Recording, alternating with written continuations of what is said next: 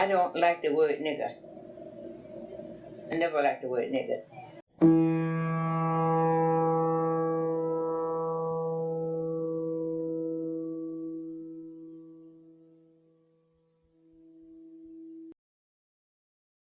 When I was growing up down south, you hear all kinds of names, niggers and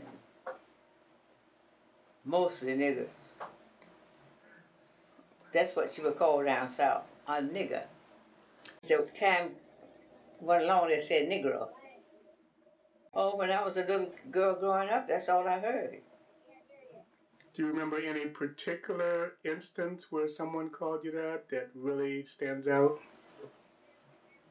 Well, they used to say nigger this, nigger that, you know.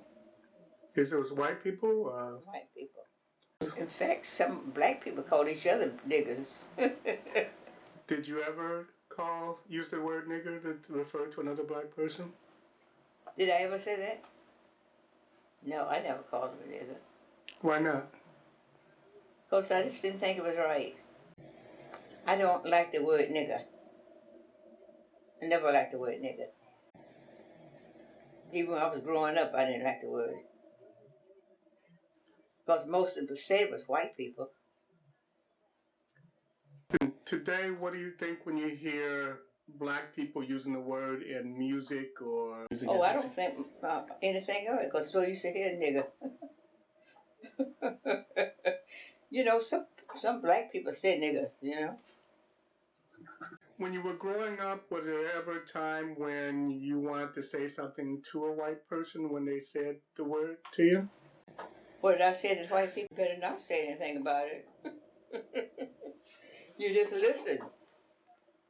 There's no telling what might happen, because down there at that time, they didn't care about whether you were 2 years old, 3 years old. They would beat you. I heard about quite a few getting lynched. Being 100 years old, you've seen a lot of different things in your lifetime. Yeah. What would you say has been the biggest change that you've seen? One big thing is the segregation. That's changed. It's not as bad as it used to be. Black people don't have to go through what they used to. Can you describe something that you experienced during segregation? I can remember when I was quite young, and my sister and brother were twins, and they were playing out in the yard. Because where we lived, the white people had to walk past our house to go downtown. So when they passed, my sister and brother was playing out in the yard. They were about 2 years old. Two white boys passed, and they had slingshots. And one shot my sister in the eye and put it out. That's one thing I can remember. I was quite young. Did they say anything when they did this? Hmm? Did anything happen to the kids who did this? No, that's nothing. Just a black kid was hurt, that's all. And another thing I can remember was I was small. A white boy and a colored boy, they were young, got in a fight. And the sheriff came. And the sheriff beat the little black boy. Terrible. And everybody was looking at it. But what can you do? You couldn't say a word. And the little boy about 6 years old when he beat him. That I can remember. And I can't say whether it was a belt or whether it was a stick. But I know he got beaten. I will never forget that. Something happened, but I was grown. And I was working downtown at a boutique. And it was the fellow that worked out in the country. You heard of the stepping time? He worked out there. And he got mad with the man. He was from Dothan, Alabama. So he got mad and he left. And in the meantime, this man was going with the white woman. He was white, the boss, was going with a white woman, and he killed her. And he told the sheriff that the black boy did it. So they went to Alabama and was bringing the boy home back to Bainbridge. That's where I came from. And on the way back, they killed him. They killed him. And then after they killed him, they brought the body and put it in the black undertaker. And what they did, they went to the black undertaker that night, and the news got out downtown where I was working, and the people where I worked at told me, because I would get home, I leave home at 5 o'clock. She said, now when you go home, no, when you leave here, you go straight home. So I went straight home. And when I got home, the news had gotten out that this man was going to drag this body all through the black neighborhood. So when I got home, everybody's shades was pulled down because they were afraid. So that night they came through with the car.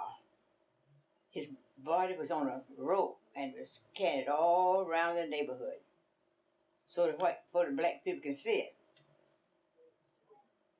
Of course, you know we were scared. But that one thing I can't remember. But right after that, my brother sent for me to come up here.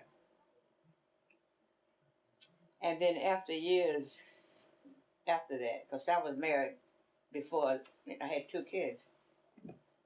So I used to go home every summer. So when I went home, my mother told me, she said, you know those shafts and those